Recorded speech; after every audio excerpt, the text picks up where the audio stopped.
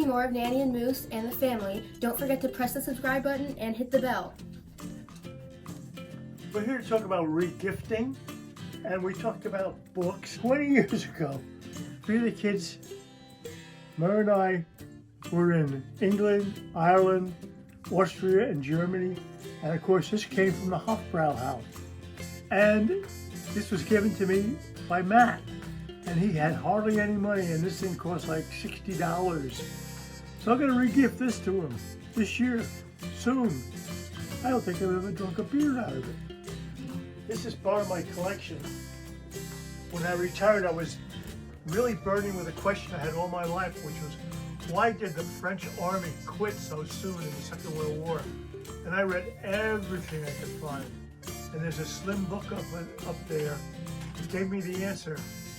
Anyway, that's the things you do when you're retired. You know, when I was in the service, I had a swagger stick. How does this look? I have a package under the tree of some books that I'm going to give to my third son. He and I enjoy the Patrick O'Brien, who wrote about the Royal Navy. And he's gone through them twice, I've gone through it 3 times. That's the story of regifting. It's a big thing. And everybody's going to enjoy it, I assure you. And this is not an ugly sweater. I can assure you, look, the little kids like it, because when you go like that, see, it goes away. A lot of people have said, what do you do for Christmas presents for 50 plus people in your family? That just includes kids, grandkids, great-grandkids, SOs, and some bonus kids. All the girls get jewelry this year. I have nice little packages all ready to go, and I found these little jewelry bags online, and everybody gets a bracelet, or I've found some really good sales on some jewelry. Nothing really expensive, because obviously it's too much for us now, but I have my list, checking it twice, and all the boys and men, I should say men, all the drivers, I think there's 18 or 19 of them, and they all got these. And then all the little kids, they get normal little toys. And the teeny boppers get a gift certificate, because they always like to do what they love to buy. Clothes usually, or gaming paraphernalia. So that's it this year. Now these are books that I collected, mostly in Scotland and Ireland. And these are my tiny books. And in there are some pretty good old books. Yeah. Moose, which ones? Dickens? The ones with the black Down? binding there? What are they? Over here. Yeah. Oh, those are the best of the world's classics. Very, very old. And down below there's the Barrack Room Ballads, that's Kipling. And I keep that because of the Gunga Din, which I have memorized, and I'll say it to you someday. And Robert Burns. And the Pickwick Papers, Charles Dickens. Yeah. Oh, yeah. Oh, these are some good ones. As you could see when you saw Moose, we are getting some more wear out of our pretty Christmas sweaters. They're not ugly. Years and years ago, when my mother got into her late 70s, she was too tired to get out and shop and didn't have the finances, which is kind of like Bill and I at this point. And we just loved what, at least I loved what she had of the old days. So she started regifting her things to me, which I loved as Christmas presents. So I'm gonna do that. Here's a sign. Probably go to, I don't know, Billy or Matt or someone.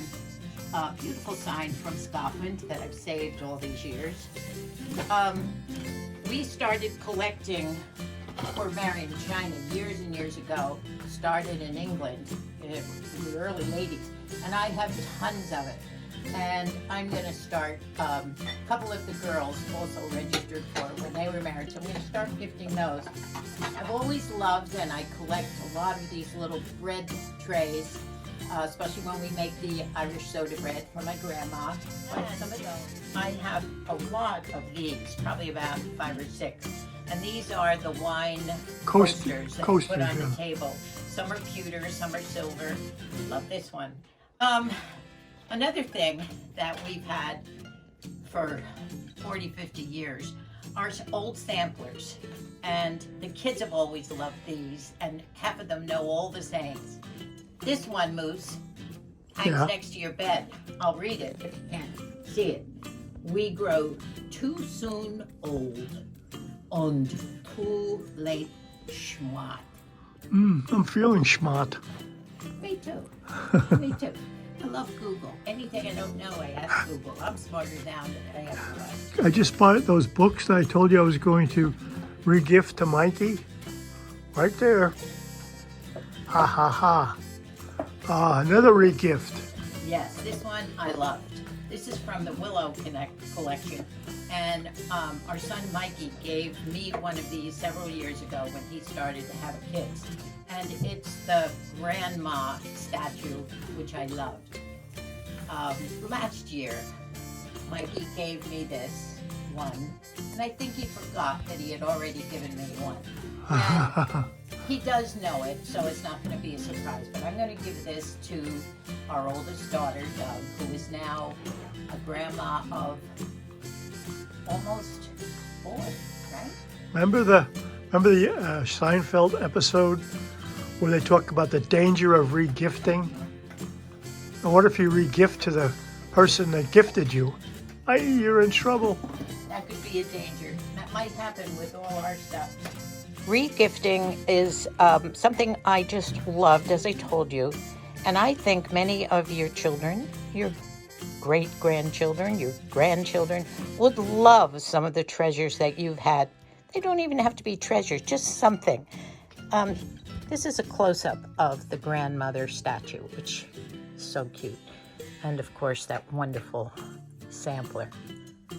So I hope you've gotten something out of this, and maybe these ideas of ours.